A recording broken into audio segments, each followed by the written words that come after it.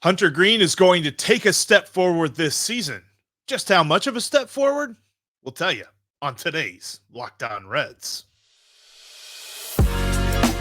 You are Locked On Reds, your daily Cincinnati Reds podcast, part of the Locked On Podcast Network, your team every day. You are Locked On Reds, your daily source for all things Cincinnati Reds. I'm Stephen Offenbaker. He's Jeff Carr, and we love baseball. We love these Cincinnati Reds, and we have taken our love for the game and our love for this team, and we have turned it into information for you. Locked On Reds is part of the Locked On Podcast Network, your team every day. And on today's podcast, Jeff has a prediction for Hunter Greene that, should it come to fruition, will make him the Reds staff ace 100%. No questions. We will continue to look at the National League Central, this time taking a look at those pesky little Pittsburgh Pirates. You'll note that Ethan Smith is not here because he was afraid. He was afraid to come debate the merits of the Pirates against the Reds, the coward. We're going to talk about those Pittsburgh Pirates coming up. And there are just 49 days remaining until opening day, Jeff. Can you believe it? We are going to take a look. Under 50. Under 50. We're going to take a look at the best Reds to wear old number 49 for the Cincinnati Redlegs. Before we get into any of that, today's episode, it is brought to you by Game Time. Download the Game Time app, create an account, and use the promo code Locked On to get $20 off your first purchase at Game Time. All right. You know what time it is, Jeff? It is time for predictions. We talked about the ridiculous predictions that the national people made on yesterday's episode, predictions that just made me first really ticked off and then laughed out loud because they were so bad. These aren't those kind of predictions. You're going to make a realistic prediction that can be achieved in 2024. Correct. And that is the key here because, we'll talk about bold predictions at some point in spring training. We've talked about that with some other folks on other podcasts and things like that. Bold predictions are fun and you can kind of go over the top. What I'm talking about can happen. We've already talked about this a little bit, looking at some predictions for this season. And again, we're writing these down. We're going to come back at them and see just how right we were. Hopefully we were right on most of them. We've already said that the Reds will win the NL Central and Matt McLain will be an all-star. Mark it down right now. Hunter Greene is going to get at least 200 strikeouts in 2024. And I believe that this is a nuanced prediction because it's going to carry with it some important factors. Because last season, he had 22 starts and 112 innings. In that time frame, he had 152 strikeouts. Now, just averaging out strikeouts per start, he had 6.9, right under 7 strikeouts per start last year. That's accounting for some short starts innings-wise because he, got his pitch count up way too quickly. And that's accounting for even the longer starts that he had, midway through the year. So I think that even if you take that and you stretch it out, I think that we're getting 30 starts from Hunter Greene this season. I think he will be healthy. I think he's coming into this season knowing what he needs to do to get his body ready. We've heard him in different interviews, whether it be Reds Hot Stove League or talking to other people on other podcasts, where he says, there wasn't an off season for me. Like I got back to work very quickly after a little bit of rest. And he's going to be ready to go. So I really think we're getting 30 starts out of him. We're getting 200 strikeouts just by, averaging out that 6.9 strikeouts per start. But we're going to get so much more from him too. I just think that this is the beginning of that step forward for him. Yeah, I don't disagree. And I think at 30 starts, Jeff, he'll go well past the 200 strikeout mark. Looking at his numbers, I think he really only needs to squeeze in about 4 more starts around the 26 to 27 range to crack that 200 strikeout mark. We did the numbers there when we were doing our prep, and it broke down to him needing like 26 and a half starts in order to hit the 200 strikeouts if he strikes everyone out the same rate in 2024 as he did 2023. To put that in perspective, Graham Ashcraft started 26 games for the Reds in 2023. That was the team high in games started from a pitcher. And I think that is definitely within striking distance for Hunter Greene. We've been waiting, right? We've been waiting for Hunter Greene to turn that corner and really go out and grab a hold of that designation of staff ace. The Reds want him to be the ace. Hunter Greene wants to be the ace. We want him to be the ace, but he just hasn't quite gotten there yet. Injuries have derailed him. A couple wonky things throughout his 2 years have gotten to him. So for me, I think this is the year. This is the year that he can go out and establish himself in that next level of pitchers, because he hasn't been there yet. He's not that guy. At moments, he's been that guy where he strikes fear in the hearts of the opponents, but he's not consistently that guy. And I think that's what we're looking for, right, Jeff? We're looking for that consistency. We're looking for him to take the ball every fifth day. We're looking for him to go out there and put up those numbers. And if he does those things, you are absolutely spot on. 200 strikeouts, well within reach. Staff ace, well within reach. I think this is Hunter's year. Yeah, and I think that there are some factors that play into that too. We saw last year he really started to work in a different movement to his fastball. Now, it's interesting. If you go to one of our favorite websites, Baseball Savant, they don't really record it as a different pitch. In fact, they just kind of group it under the four-seam fastball. But we know with our eyes what we saw. There are some pitches that break certain ways, and there were some pitches that break other ways. And he doesn't really have a changeup. Like, he's thrown it the same amount of times the last 2 years. Like, it's almost the exact same number of changeups both seasons. And as much as we want him to incorporate that into his game, the whole idea of that third pitch is just something that breaks differently from what his fastball and his slider offers, because his slider's not a sweeper. His slider's just one of those that kind of dips down underneath the bat as they're trying to go for it. When they think that it's on the same plane as the fastball, it just dives down just a little bit underneath that bat. He needs something that breaks the opposite way, breaks away from left-handed pitching. And I think he was starting to work on that with the different grips on his fastball. And I think that will only continue. And we talked about this before with different pitchers, and we've mentioned this on the podcast. Everydayers will remember that the only time that a pitcher can really incorporate something new into their game is during the offseason. There's not like a point during the year where they can pause and add things to their game. Like, even when they're going on the injured list and doing a rehab stint in Louisville and all this other stuff, that's all about getting back. That's not about learning something new. So this offseason, I believe he went back into the pitching lab. He's got that third pitch, whatever it is. If it's a changeup, if it's just a two-seamer that breaks away from lefties, whatever it is, we're going to see that. And we're going to see that really up his game. He's going to be able to be more efficient because hitters are not going to be able to just know what's coming at them. And he's going to be able to turn that in. I mean, consider this, Steve. His first 2 years, he has been very solidly consistent in the top 10% of Major League Baseball in strikeout percentage, 30.9% and 30.5% each year. Like, he knows how to miss the bats. He's going to couple that with the ability to miss barrels this season as well. Well, let's not forget, he's pitching against the best hitters in the world. These guys are going to adjust to him. These guys are going to time him up, for lack of a better way to really explain that. And as he continues in this league, he's going to have to find ways to disrupt that timing. Changing the way his pitches break, that's one. And you really hit on the singular thing that he needs to do to disrupt the timing. And that is get that changeup, get it nailed down, and be able to use it consistency. If he does that, there's no stopping him. If he can keep hitters off balance with, not knowing which way the ball is going to break, plus work in a changeup on top of that, he could be one of the best pitchers in baseball. Yeah, and I think that it's important to note he doesn't have to have a 5-pitch repertoire. We talked about that with Frankie Montas coming in, that he has a lot of pitches that he can use at any given time. We've seen it with the Braves and Spencer Strider. Dude only has a fastball and a slider, but he's able to work those in and out of the zone, and he's able to really mix them up well. Hunter Greene, it kind of feels like there are some games where the slider works, and there's some games that they don't. If he can improve that consistency and still add in a changeup, he will become that ace that we're looking for. But I firmly believe, and the hardcore prediction on this is that, and the quantifiable prediction on this is that he will get more than 200 strikeouts, which, by the way, and I forgot to mention this, would be just the 21st time. There's only ever been 200 strikeout performances in the history of the Cincinnati Reds. So that would be a feat that we Reds fans are not accustomed to.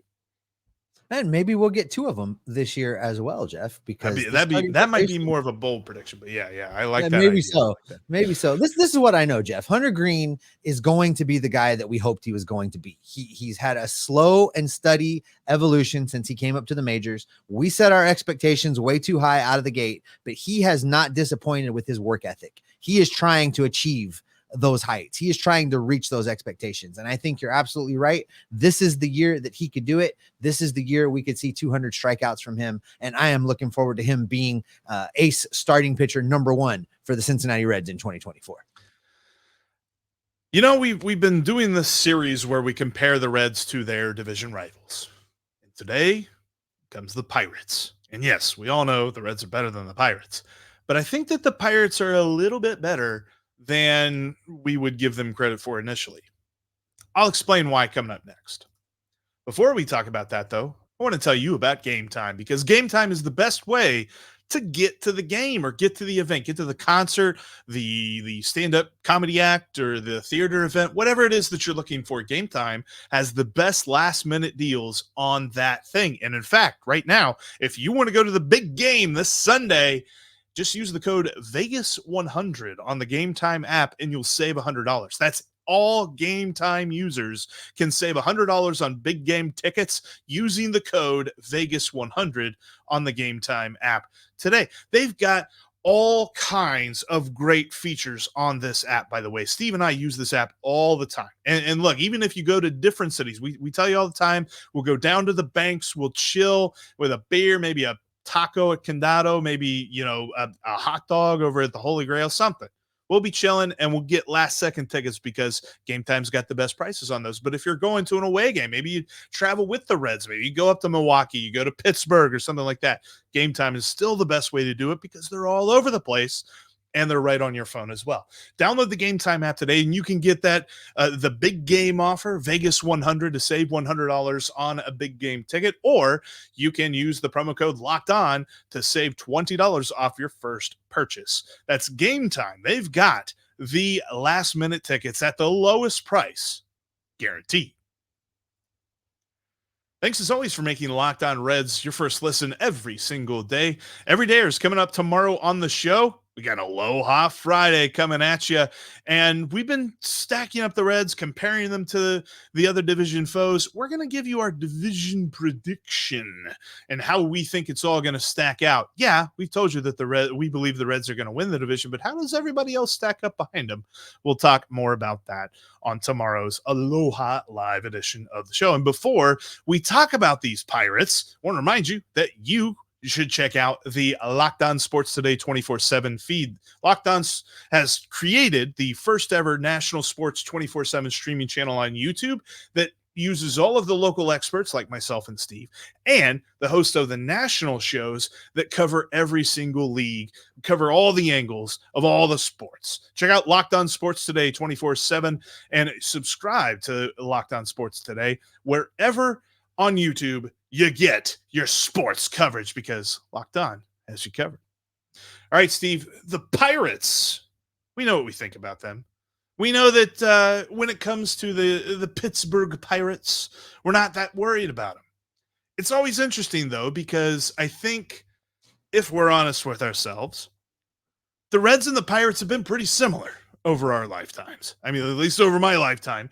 But when you look when we look at how both these franchises have moved, it's just not been that great for either one. So when you talk about the Reds and the Pirates, knowing that everyone else outside of this conversation just sees them as the same thing. Now, last year, the Reds showed a separation. They showed that they are ahead of the Pirates in their rebuild. They showed that they are ready to go. The Pirates aren't necessarily there, but I believe that the Pirates will be a plucky band of Buckaroos that, while they won't contend for the division, they're still going to be a little pesky to play. Yeah, a couple differences emerged last season. Number one, the Reds had all that talent hit at the same time, where it's been a bit of a trickle for the Pittsburgh Pirates. The other thing, I think, and this is a key difference between the two teams right now, is the Reds front office with Nick Krall in charge has presented a coherent plan about how they're going to address things and how they're going to move forward. The Pirates haven't been quite as coherent.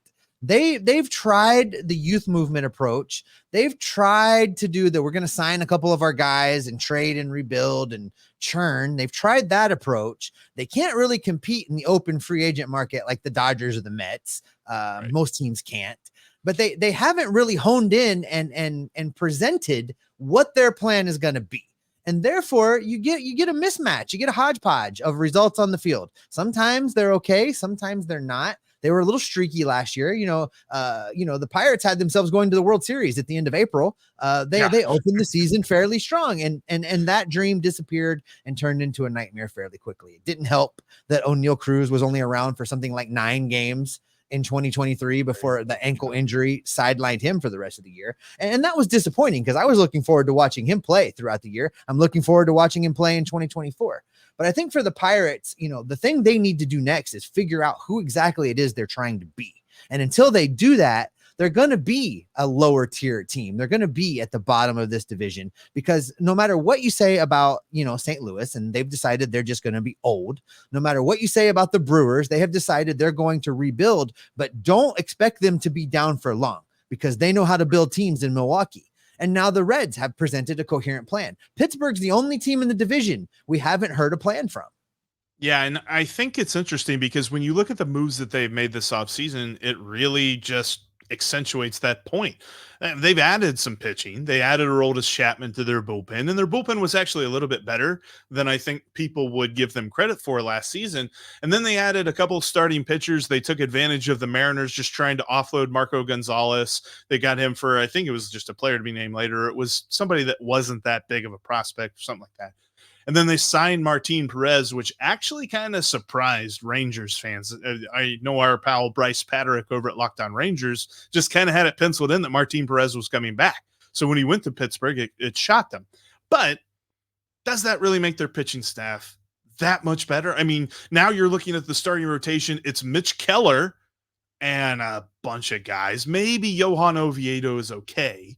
But so then you only have 2 guys. And then you hope that Martin Perez can pitch well. He didn't last season. You hope that Marco Gonzalez can do anything.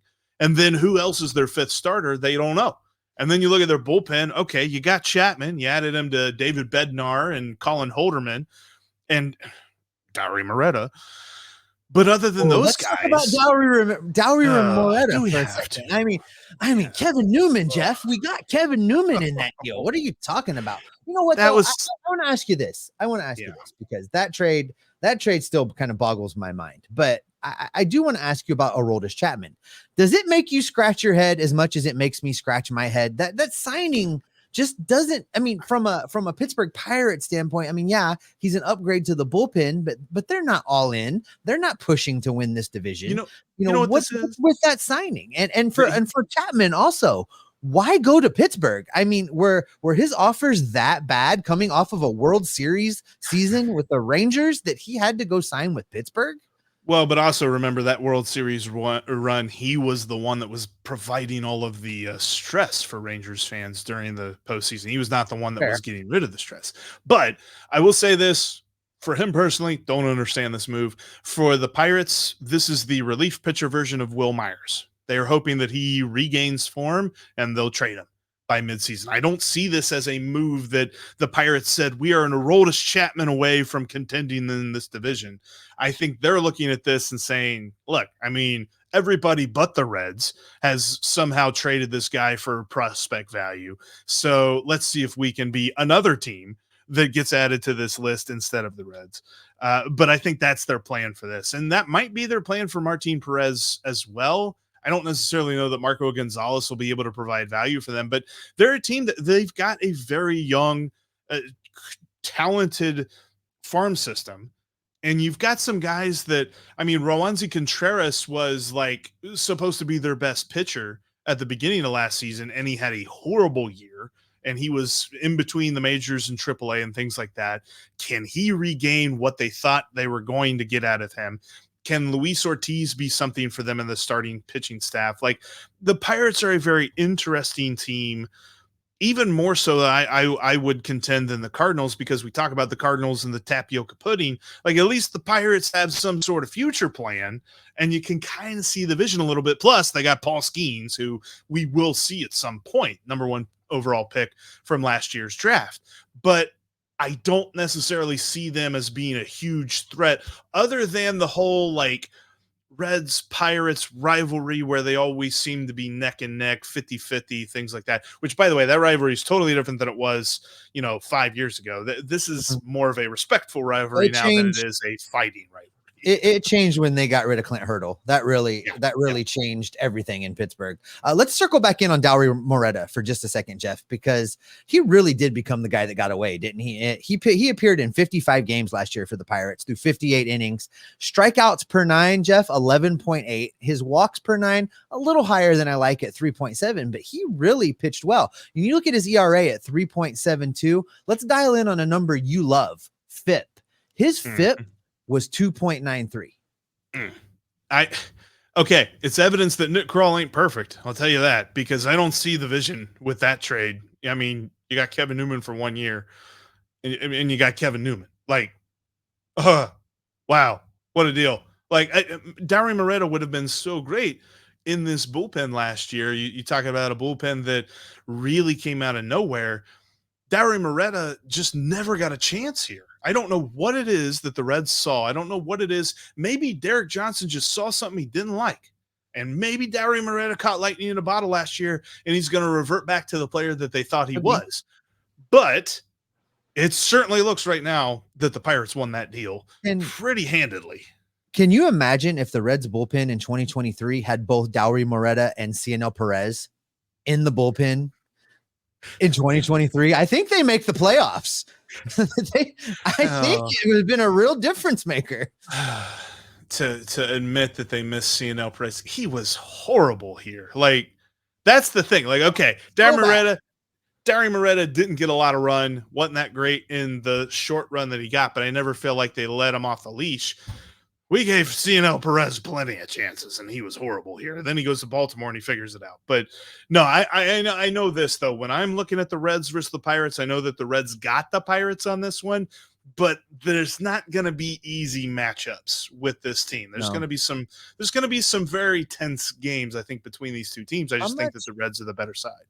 How much fun is it going to be to watch O'Neal Cruz and Elly De La Cruz play against each other all season? I missed that last year. I can't wait to see that. I did too. Year. I mean, never mind the whole like we're diehard Reds guys or whatever, but just from a baseball fan standpoint, just from a love of the game standpoint, that is going to be electric watching those two guys. From a visual standpoint, like they're both tall.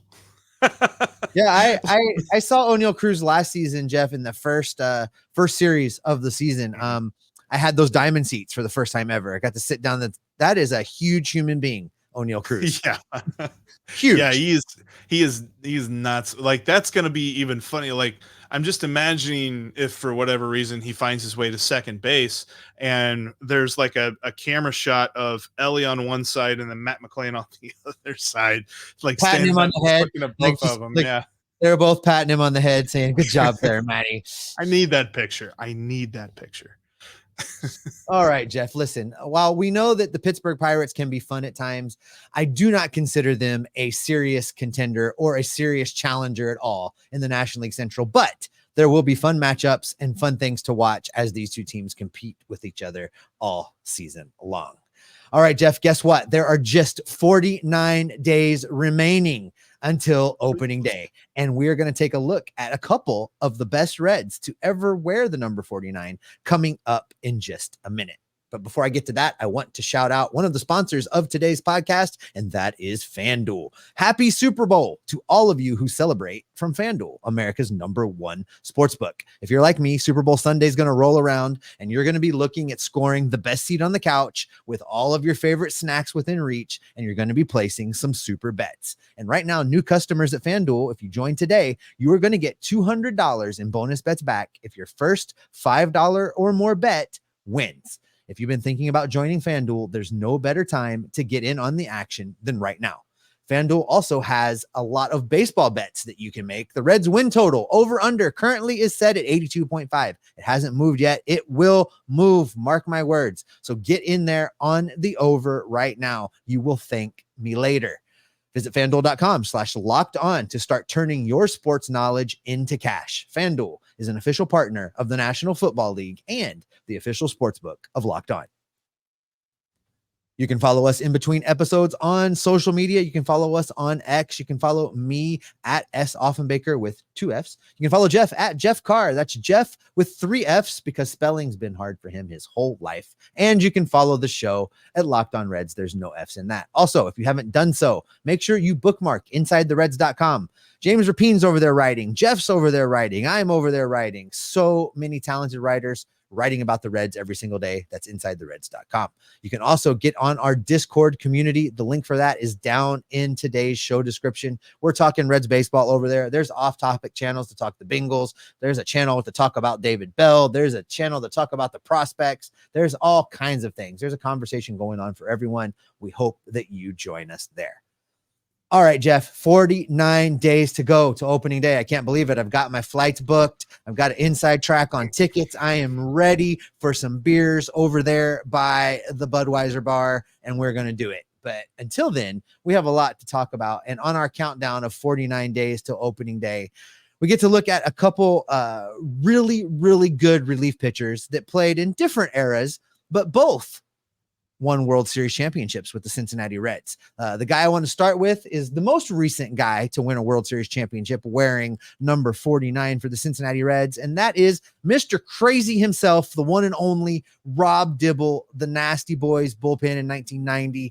Rob Dibble had phenomenal years, Jeff, in 1990 and 1991. He was an all-star in both years, and in fact, his 1991 was better than his 1990. In 1991, Jeff, Rob Dibble's Ks per 9 was 13.6. His walks per 9, 2.7. He was amazing in 1991. He is a guy, and looking at these two players, it's really hard to distinguish between Rob Dibble and the next guy, because when you're looking at number 49, I really like both these players, and they both presented themselves in different eras, like you mentioned, different World Series teams. So we have different memories of both of them. And I think that for me, I'm actually going to pick the next guy. I don't know. Like, Rob Dibble was a fantastic pitcher out of the bullpen, but so was Raleigh Eastwick. Raleigh Eastwick really got things going in the Big Red Machine. And I think that there's probably a Big Red Machine bias that will probably say, yeah, it's Raleigh Eastwick over Rob Dibble, but I don't necessarily know that it's a big differentiator. I think it's probably 6-1, half dozen the other, because both these guys had great careers as relief pitchers.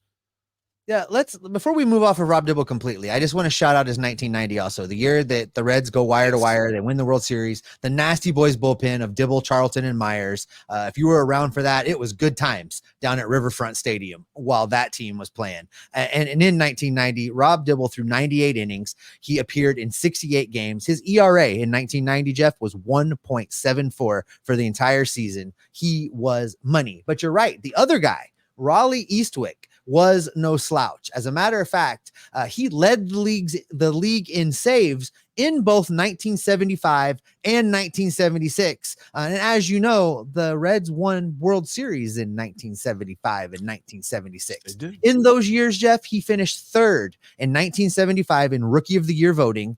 And in 1976, he finished fifth in Cy Young voting as a reliever, and he also was voted for MVP. He finished 13th in MVP voting in 1976 as a relief pitcher. You're probably correct. If we're picking the greatest Red to wear number 49, it is probably Raleigh Eastwick. And just to kind of point this out, because, and I was curious about this, so I looked it up. Like, we always talk about relief pitching and how things are different now than they were back then. Could this happen in the modern day? In 1975, Raleigh Eastwick pitched in Game 2, Game 3, Game 4, Game 5, and Game 6 of the World Series. Like, you talk about high pressure, that's it. That's the highest pressure that you can get. And in game 4, he actually threw 3 innings. In fact, only 2 of those appearances did he throw 1 inning or less. Like, that is a phenomenal feeling, just looking at those kind of performances from guys back then. Like, it's such a different landscape now when it comes to pitching. But that's the kind of thing that you look back on and you're like, man, a lot of respect for a guy that was able to do that in the World Series. That's not even during the regular season where it's like, okay, some games are a little bit more stressful than others. Like, no, that's the highest stretch you could possibly have. Yeah, this is definitely a good group of relief pitchers to wear this number, Jeff. Let's take a stroll really quickly and talk about some of the other names, just because that's always fun. The most recent guy to wear number 49, your hero, Jimmy Herget, was the last player to wear number 49. That weird delivery that he had. That was so right. Your absolute hero, Jimmy Herget, number 49. Also wearing number 49, Tony Renda. Felix Heredia, he wore it. Dennis Reyes for 3 years in a row wore number 49. David Weathers wore it for a year. Couple other guys. Let's see. Rob Dibble, of course, we talked about. Joe Price wore it for a number of years. 1, 2, 3, 4, 5, 6, 7 years was Joe Price from 1980 to 1986. Then we get to Raleigh Eastwood. Going further back in time, Dave Tomlin, Joe Black, Corky Valentine in 1955. Yeah, we are burying the lead here. The first ever Red named Corky, and maybe he's the first ever. I don't know. I'd have to go back through the history of the Reds to see if that's the first ever Red named Corky, but he definitely not the most popular Corky. But no, not the most popular Corky, but he wore it number 49 in both 1954 and 1955. And let's not forget the man that started it all in 1938 for the Cincinnati Reds, Nino Bongiovanni. Nino Bongiovanni. I love it. 1938 wears number 49. And it's great because I doubt that our buddy Ken could get. That is the greatest name. I don't know that he could get his hands on that jersey, but he kind of qualifies as an obscure former Red because of 2 reasons. He played for 2 years as a Red. He played a total of 68 games, and those were the only 2 years of his career. He never played for anybody else. Career Red. There we go. I love it. Ken, I know Ken listens every day. If you're listening, we need you to bring out the throwback. Nino Bongiovanni. We need to see it before next Reds Fest. I'll give you some time to pull it off. Heck, I might just count it if he wears a fedora to a game. I think we'll give him that. And that's where we're going to end today's podcast. Thanks everybody so much for checking out today's Locked On Reds podcast. Make sure that you're with us every single day. Subscribe.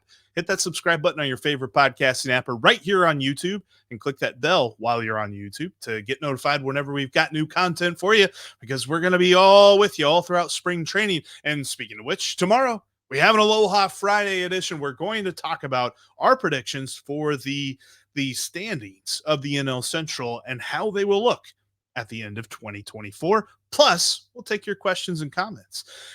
What's the folks going to be able to expect from us moving forward, Steve? Well, we got some exciting stuff coming along. We've got a couple minor leaguers lined up. I'm not going to drop names yet because I don't like to jinx it before we actually get the interviews recorded, but a highly touted ranked prospect by Baseball America is going to be joining the show next week, we think. And I just found out that there is a player from Daytona that lives 20 minutes from my house that I think I'm going to get to sit down with in person and record an interview. That will be coming in the near future as well. In addition to all that, we'll be gathering up all of the rumors, monitoring the transactions, paying attention to what's going on in the rest of baseball, and bringing all that information back right here to keep you locked on Reds every single day. Crap, we forgot about Ichiro Kano Hernandez. The Reds signed him. That's amazing. Tomorrow.